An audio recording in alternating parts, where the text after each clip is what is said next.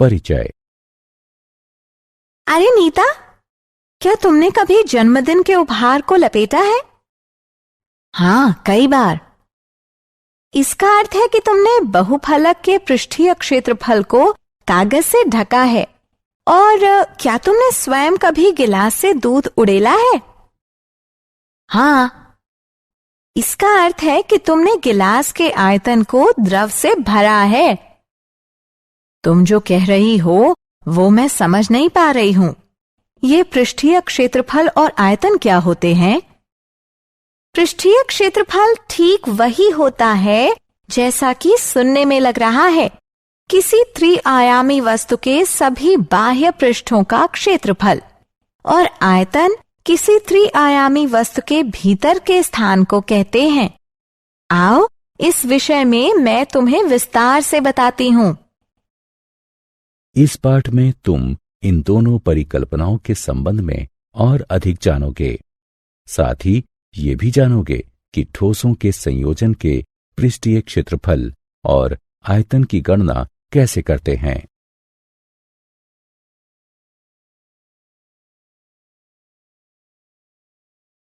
उद्देश्य। इस पाठ के अंत में आप निम्न करने में सक्षम हो जाएंगे। किन्हीं दो आधारभूत ठोसों जैसे घनाभ, शंकु, बेलन, गोला व अर्धगोला के संयोजन से बनी वस्तु का पृष्ठीय क्षेत्रफल निकालना। किन्हीं दो आधारभूत ठोसों के संयोजन से बनी वस्तु का आयतन निकालना।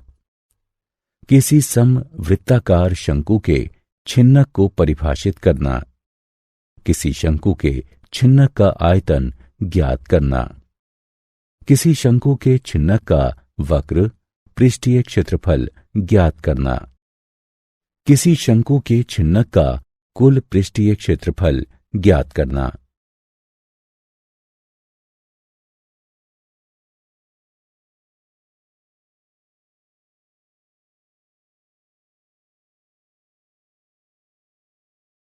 ठोसों का संयोजन। छात्रों, इन ठोसों को देखिए। ये ठोस दो या अधिक ठोसों से बने हैं। यहां हम स्पष्ट देख सकते हैं कि सर्कस का तंबू शंकु व बेलन का संयोजन होता है। लट्टू अर्धगोले व शंकु का संयोजन होता है और परखनली अर्धगोले व बेलन का संयोजन होती है। इसी प्रकार अपने दैनिक जीवन में हम ऐसी अनेक वस्तुएं देखते हैं, जैसे खिलौने, वाहन, पात्र, औजार इत्यादि, जो दो या अधिक ठोसों का संयोजन होती हैं। आइए उनके पृष्ठीय क्षेत्रफल एवं आयतन ज्ञात करना सीखते हैं।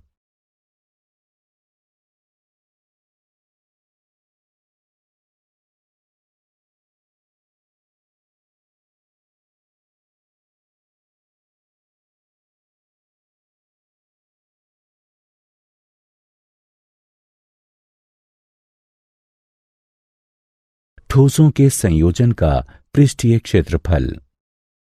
ठोसों के संयोजन से बने ठोस का पृष्ठीय क्षेत्रफल ज्ञात करने के लिए हम उसे छोटे छोटे ठोसों में विभाजित कर देते हैं और फिर प्रत्येक ठोस का वक्र पृष्ठीय क्षेत्रफल ज्ञात करते हैं। फिर उन सब वक्र पृष्ठीय क्षेत्रफलों को जोड़कर संपूर्ण ठोस का पृष्ठीय क्षेत्रफल ज्ञात कर लेते हैं। उदाहरणार्थ, इस खिलौने को देखो। यह खिलौना एक शंकु और एक अर्धगोले का संयोजन है। इस खिलौने का पृष्ठीय क्षेत्रफल ज्ञात करने के लिए हम शंकु एवं अर्धगोले के वक्र पृष्ठीय क्षेत्रफल ज्ञात करेंगे। अथवा हम ये भी कह सकते हैं कि किसी खिलौने का कुल पृष्ठीय क्षेत्रफल शंकु के वक्र पृष्ठीय क्षेत्रफल तथा अर्धगोले के वक्र पृष्ठीय क्षेत्रफल के योग के बराबर होगा। ठोसों के संयोजन से बने ठोस का पृष्ठीय क्षेत्रफल ज्ञात करने के लिए आइए कुछ उदाहरणों को हल करते हैं।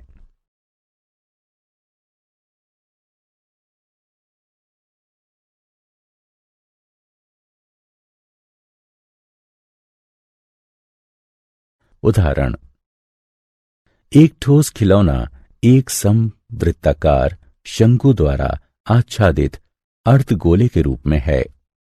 यदि शंकु की ऊंचाई 4 सेंटीमीटर एवं आधार का व्यास 6 सेंटीमीटर है तो खिलौने का पृष्ठीय क्षेत्रफल ज्ञात कीजिए। आइए इसे हल करते हैं। हमें शंकु की ऊंचाई दी गई है जो कि 4 सेंटीमीटर है और आधार का व्यास 6 सेंटीमीटर है। चूंकि आधार का व्यास 6 सेंटीमीटर है अतः शंकु की त्रिज्या r आधार के व्यास की आधी अर्थात 3 सेंटीमीटर होगी। अर्धगोले की त्रिज्या भी 3 सेंटीमीटर है। अब खिलौने का पृष्ठीय क्षेत्रफल ज्ञात करने के लिए हमें शंकु का वक्र पृष्ठीय क्षेत्रफल तथा अर्धगोले का वक्र पृष्ठीय क्षेत्रफल ज्ञात करना होगा।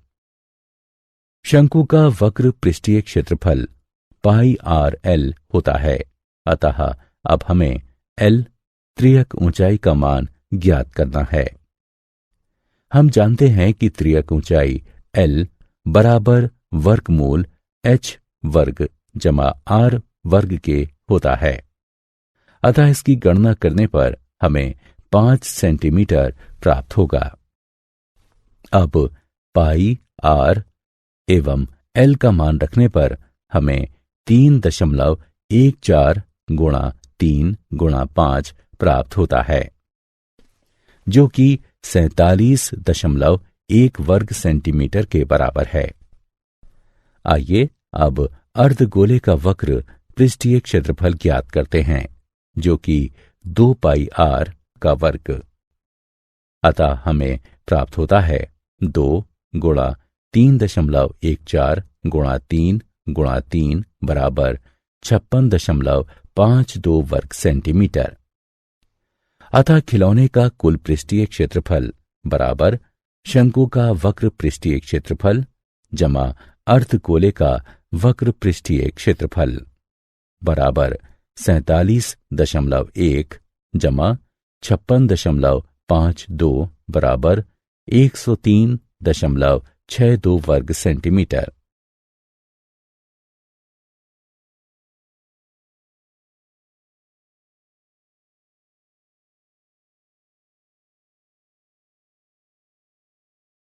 इस आकृति को देखिए।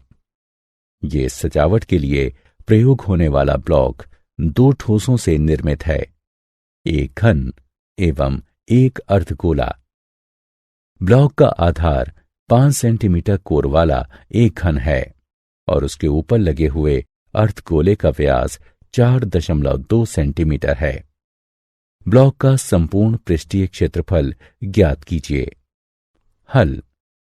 घन का संपूर्ण पृष्ठीय क्षेत्रफल बराबर 6 गुणा भुजा का वर्ग बराबर 6 गुणा 5 गुणा 5 वर्ग सेंटीमीटर बराबर 150 वर्ग सेंटीमीटर। हम देख सकते हैं कि पृष्ठीय क्षेत्रफल में घन का वह भाग सम्मिलित नहीं किया गया है जिस पर अर्धगोला अध्यारोपित है। अतः घन का संपूर्ण क्षेत्रफल बराबर घन का संपूर्ण पृष्ठीय क्षेत्रफल घटा अर्धगोले के आधार का क्षेत्रफल जमा अर्धगोले का वक्र पृष्ठीय क्षेत्रफल। सभी के मानों को रखकर और उनकी गणना करने पर हमें 163.86 वर्ग सेंटीमीटर प्राप्त होता है।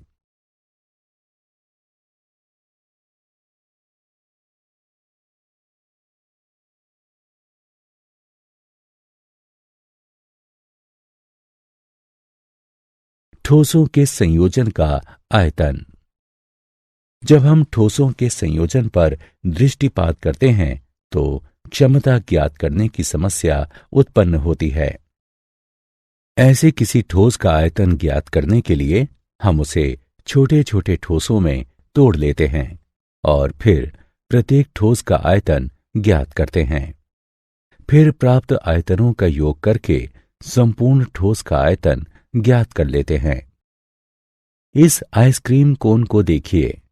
यह एक शंकु एवं एक अर्धगोले का संयोजन है। इसका आयतन ज्ञात करने के लिए हम शंकु एवं अर्धगोले के आयतन ज्ञात करेंगे और फिर उन आयतनों का योग कर देंगे। या फिर हम इसको ऐसे भी लिख सकते हैं कि किसी आइसक्रीम कोन का आयतन शंकु व अर्धगोले के आयतनों के योग के बराबर होता है। इस संबंध में और अधिक समझने के लिए आइए एक उदाहरण हल करते हैं। उदाहरण, एक लौह स्तंभ लंब वृत्ताकार बेलन व लंब वृत्ताकार शंकु का संयोजन है। बेलन व शंकु दोनों ही के आधार की त्रिज्या 8 सेंटीमीटर है। बेलनाकार भाग 240 सेंटीमीटर ऊंचा है तथा शंक्वाकार भाग 36 सेंटीमीटर ऊंचा है। स्तंभ का भार ज्ञात कीजिए। यदि 1 घन सेंटीमीटर लोहे का भार 3.9 ग्राम हो। हल, मान लीजिए R बराबर बेलन की त्रिज्या, शंकु की त्रिज्या, H बराबर बेलन की ऊंचाई, H1 बराबर शंकु की ऊंचाई। हम जानते हैं कि स्तंभ का संपूर्ण आयतन बेलन व शंकु के आयतनों के योग के बराबर होता है। अतः संपूर्ण आयतन बराबर पाई r का वर्ग h जमा 1/3 पाई r का वर्ग h1 बराबर पाई r का वर्ग गुणा h जमा 1/3 h1। इसे हल करने से हमें संपूर्ण आयतन प्राप्त हो जाता है जो कि 50,688 घन सेंटीमीटर है। अब स्तंभ का कुल भार बराबर ठोस का आयतन गुणे भार प्रति घन सेंटीमीटर। यह है 1,97683.2 ग्राम अथवा 197.6832 किलोग्राम होगा। किसी ठोस का एक आकार से दूसरे आकार में रूपांतरण। जब हम तरबूज को फांकों में काटते हैं तब हम किसी ठोस आकार को अन्य ठोस आकारों में रूपांतरित कर रहे होते हैं। फांकों के माप एवं आकार से हटकर एक तथ्य है जो कि सारी प्रक्रिया को भलीभांति व्यक्त करता है। सभी फांकों का संयुक्त आयतन वास्तविक तरबूज के आयतन के ठीक बराबर होता है। जब हम किसी दिए गए आकार के ठोस को किसी अन्य आकार में रूपांतरित करते हैं, पृष्ठीय क्षेत्रफल साधारणतया परिवर्तित हो जाता है, यद्यपि आयतन वही बना रहता है। इसी प्रकार ब्रेड को फांकों में काटे जाने के मामले में हम किसी ठोस आकार को किसी अन्य ठोस आकार में रूपांतरित करते हैं।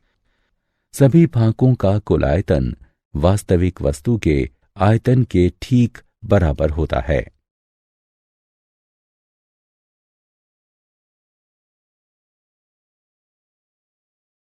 उदाहरण, 24 सेंटीमीटर ऊंचाई व 6 सेंटीमीटर आधार त्रिज्या वाला एक शंकु मॉडल बनाने वाली मिट्टी से बना है। एक बच्चा उसे गोले के आकार में परिवर्तित कर देता है। गोले की त्रिज्या ज्ञात कीजिए। हल, हम जानते हैं कि शंकु का आयतन 1/3 पाई r का वर्ग h होता है। अतः ये 1/3 गुणा पाई गुणा 6 गुणा 6 गुणा 21 घन सेंटीमीटर के। यदि गोले की त्रिज्या r है तो उसका आयतन 4/3 पाई r घन होगा। क्योंकि शंकु एवं गोले दोनों ही प्रकार के आकारों में मिट्टी का आयतन समान रहता है, हमारे पास 4/3 गुणे पाई गुणा r का घन बराबर 1/3 गुणे पाई गुणे 6 गुणे 6 गुणे 24 है, जो कि r का घन बराबर 3 गुणे 3 गुणे 24 बराबर 3 का घन गुणे 2 का घन है। अतः r बराबर 3 गुणा 2 बराबर 6। अतः गोले की त्रिज्या 6 सेंटीमीटर होगी।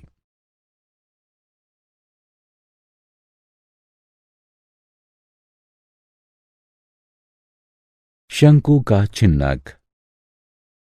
यदि एक लंब वृत्तीय शंकु उसके आधार के समांतर एक तल द्वारा काटा जाता है तो काटे जाने वाले तल एवं शंकु के आधार के मध्य का भाग शंकु का चिन्हक कहलाता है।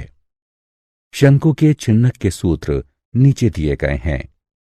शंकु के चिन्हक का आयतन बराबर 1/3 पाई h r1 का वर्ग जमा r2 का वर्ग जमा r1 r2। शंकु के चिन्हक का वक्र पृष्ठीय क्षेत्रफल बराबर है पाई l गुणा r1 जमा r2 के, जहां l बराबर है वर्गमूल h वर्ग जमा r1 घटा r2 के वर्ग के। शंकु के चिन्हक का संपूर्ण पृष्ठीय क्षेत्रफल बराबर पाई l r1 जमा r2 जमा पाई r1 का वर्ग जमा r2 का वर्ग। अगले स्क्रीन में हम इन सूत्रों का प्रयोग करके शंकु के चिन्हक का आयतन एवं पृष्ठीय क्षेत्रफल ज्ञात करेंगे।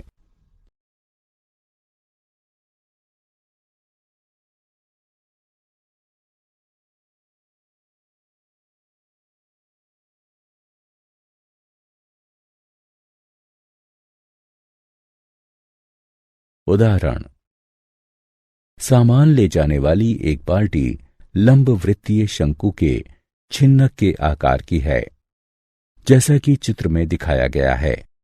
बाल्टी का आयतन व संपूर्ण पृष्ठीय क्षेत्रफल ज्ञात कीजिए। हल। हम जानते हैं कि त्रियक ऊंचाई l बराबर वर्गमूल h का वर्ग जमा r का वर्ग।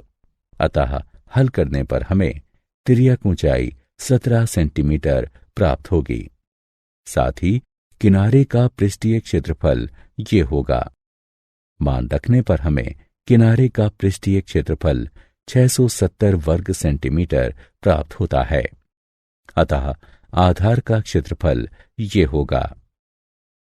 ये 177 व 79 के योग के बराबर है। अतः संपूर्ण पृष्ठीय क्षेत्रफल ये होगा। इससे हमें 926 वर्ग सेंटीमीटर प्राप्त होता है। अब हम जानते हैं कि शंकु के चिन्हक का आयतन ये होता है। मान रखकर हल करने पर हमें 2114 घन सेंटीमीटर आयतन प्राप्त होता है।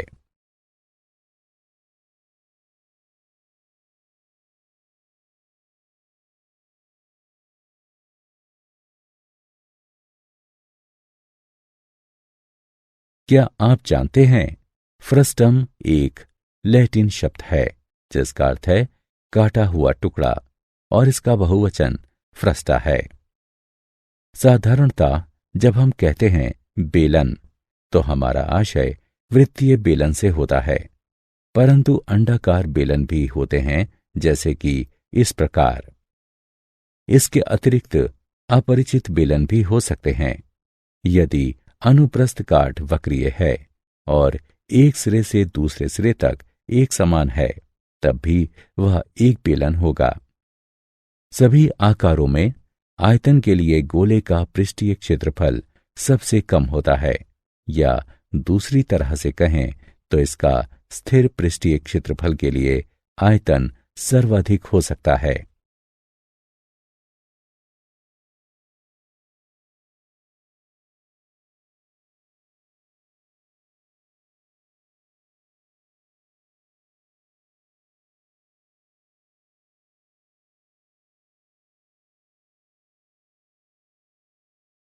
सारांश। आइए हमने जो कुछ सीखा है उसे संक्षेप में दोहराएं। ठोसों के संयोजन से निर्मित ठोस का पृष्ठीय क्षेत्रफल ज्ञात करने के लिए हम उसे छोटे छोटे ठोसों में विभाजित कर देते हैं और फिर प्रत्येक ठोस का वक्र पृष्ठीय क्षेत्रफल ज्ञात करते हैं और फिर उन सब वक्र पृष्ठीय क्षेत्रफलों को जोड़कर संपूर्ण ठोस का पृष्ठीय क्षेत्रफल ज्ञात कर लेते हैं। ठोसों के संयोजन से निर्मित ठोस का आयतन ज्ञात करने के लिए हम उसे छोटे छोटे ठोसों में तोड़ लेते हैं और फिर प्रत्येक ठोस का आयतन ज्ञात करते हैं। फिर प्राप्त आयतनों का योग करके संपूर्ण ठोस का आयतन ज्ञात कर लेते हैं। एक दिया गया लंब वृत्तीय शंकु यदि आधार के समांतर एक तल द्वारा काटा जाता है तो काटे जाने वाले तल एवं शंकु के आधार के मध्य का भाग शंकु का छिन्नक कहलाता है।